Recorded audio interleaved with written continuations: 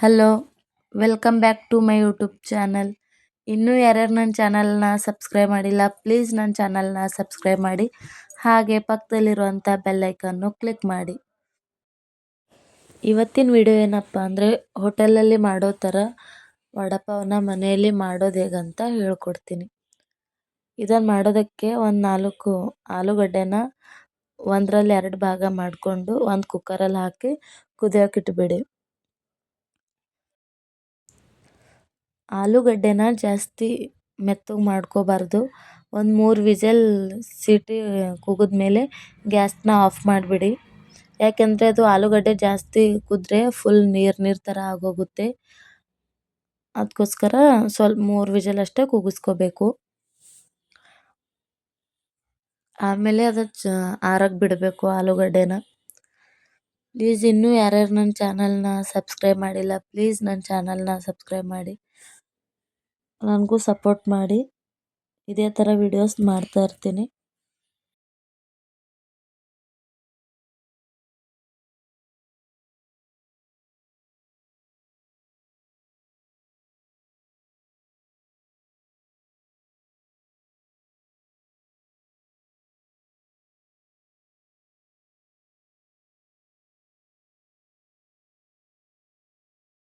ಆಲೂಗಡ್ಡೆ ಕುದ್ದಾದ್ಮೇಲೆ ಒಂದು ಬೌಲಲ್ಲಿ ಆಲೂಗಡ್ಡೆನ ತಗೊಳ್ಳಿ. ಅದು ಸ್ವಲ್ಪ ತಣ್ಣಗಾದ್ಮೇಲೆ ಅದರಲ್ಲಿರೋ ಸಿಪ್ಪೆನೆಲ್ಲ ಸುಲ್ಕೊಳ್ಳಿ.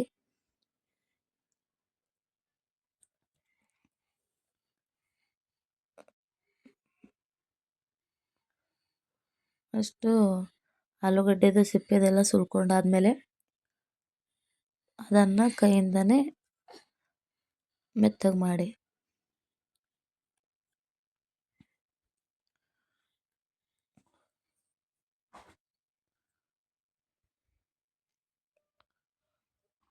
ಆಮೇಲೆ ಅದೆಲ್ಲ ಮೆತ್ತಗಾದ್ಮೇಲೆ ಗ್ಯಾಸ್ ಮೇಲೆ ಒಂದು ಕಡಾಯಿ ಇಟ್ಕೊಂಡು ಅದಕ್ಕೊಂದು ಸ್ವಲ್ಪ ಎಣ್ಣೆ ಹಾಕ್ಕೊಳ್ಳಿ.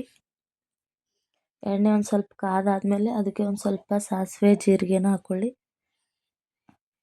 ಸಾಸಿವೆ ಜೀರಿಗೆ ಚಟಪಟ ಅಂತ ಸೌಂಡ್ ಬಂದಾಗ ಅದಕ್ಕೆ ಒಂದು ಸ್ವಲ್ಪ ಕರಿಬೇವಿನ ಸೊಪ್ಪನ್ನ ಹಾಕ್ಕೊಳ್ಳಿ.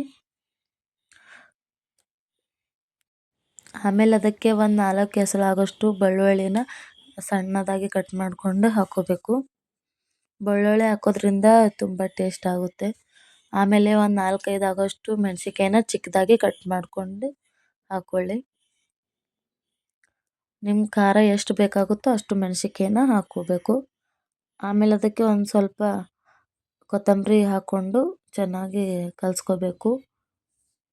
ಕಲಿಸ್ಕೊಂಡಾದ್ಮೇಲೆ 1 ಟೇಬಲ್ ಸ್ಪೂನ್ ಆಗೋಷ್ಟು ಅರಿಶಿನ, ರುಚಿಗೆ ತಕ್ಕಷ್ಟು ಉಪ್ಪು ಹಾಕ್ಕೊಂಡು ಚೆನ್ನಾಗಿ ಮಿಕ್ಸ್ ಮಾಡ್ಕೋಬೇಕು. ಅದನ್ನು ಮಿಕ್ಸ್ ಮಾಡ್ಕೊಂಡಾದ್ಮೇಲೆ ಆಲೂಗಡ್ಡೆ ಏನು ಸಿಪ್ಪೆ ತೆಗೆದಿಟ್ಟಿರ್ತೀರಲ್ಲ, ಆ ಆಲೂಗಡ್ಡೆನ ಚೆನ್ನಾಗಿ ಮಿಕ್ಸ್ ಮಾಡ್ಕೊಳ್ಳಿ. ಅದನ್ನೆಲ್ಲ ಚೆನ್ನಾಗಿ ಮಿಕ್ಸ್ ಮಾಡ್ಕೊಂಡಾದ್ಮೇಲೆ ಒಂದು ಬೌಲಲ್ಲಿ ಕಡಲೆ ಹಿಟ್ಟು 1 ಕಪ್ ಆಗೋಷ್ಟು ಕಡಲೆ ಹಿಟ್ಟನ್ನು ತಗೊಳ್ಳಿ. ಅದಕ್ಕೆ ಒಂದು ಸ್ವಲ್ಪ ಅರಿಶಿಣ, ಅಜ್ವೇನು, ರುಚಿಗೆ ತಕ್ಕಷ್ಟು ಉಪ್ಪು, ಸ್ವಲ್ಪನೇ ನೀರು ಹಾಕ್ಕೊಂಡು ಚೆನ್ನಾಗಿ ಮಿಕ್ಸ್ ಮಾಡ್ಕೋಬೇಕು. ಜಾಸ್ತಿ ತೆಳುವೂ ಆಗಬಾರ್ದು, ಜಾಸ್ತಿ ಗಟ್ಟಾಗಬಾರ್ದು, ಅಷ್ಟೇ ಮೀಡಿಯಮಲ್ಲಿ ಇರಬೇಕು. ನೀವು ಮೆಣಸಿನ್ಕಾಯಿ ಬಜ್ಜಿ ಮಾಡ್ತೀರಲ್ಲ ಅದಕ್ಕೆ ಬರಬೇಕು ಹಿಟ್ಟು. ಸ್ವಲ್ಪನೇ ನೀರು ಹಾಕ್ಕೊಂಡು ಹಿಟ್ಟನ್ನು ಚೆನ್ನಾಗಿ ಕಲಿಸ್ಕೋಬೇಕು. ಹಿಟ್ಟೆಲ್ಲ ಚೆನ್ನಾಗಿ ಕಲಿಸ್ಕೊಂಡಾದ್ಮೇಲೆ ಒಂದು ಕಡಾಯಲ್ಲಿ ಎಣ್ಣೆನ ಕಾಯಕ್ಕೆ ಇಟ್ಬಿಡಿ. ಎಣ್ಣೆನ ಕಾದ್ಮೇಲೆ ಆಲೂಗಡ್ಡೆ ಏನು ಇದು ಮಾಡಿರ್ತೀರಲ್ಲ ಅದಕ್ಕೆ ಅದನ್ನು ಉಂಡೆ ಥರ ಮಾಡಿಕೊಂಡು ಕಾದಿರೋ ಎಣ್ಣೆಯಲ್ಲಿ ತಂದು ಹಾಕಿಬಿಡಿ.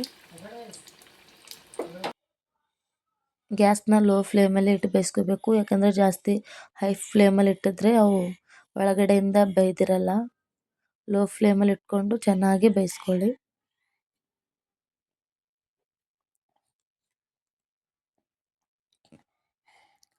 ಒಂದೊಂದು ಬೇಯಿಸ್ಕೊಂಡು ತಕ್ಕೋಬೇಕು.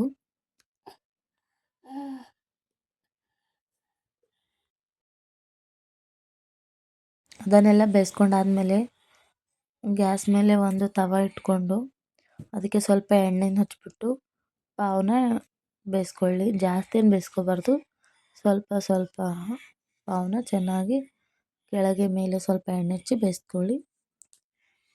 ವಡಪಾವ್ ತಯಾರಾಗುತ್ತೆ. ಎಲ್ಲರೂ ಒಂದ್ಸಲ ಟ್ರೈ ಮಾಡಿ. ಹಾಗೆ ನನ್ನ ಚಾನಲ್ನ ಸಬ್ಸ್ಕ್ರೈಬ್ ಮಾಡೋದು ಮರಿಬೇಡಿ.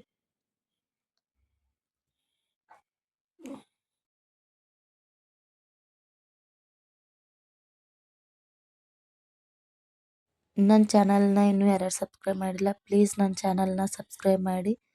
ಈ ವಿಡಿಯೋ ನೋಡಿದ್ದಕ್ಕಾಗಿ ಧನ್ಯವಾದಗಳು. Thank you so much.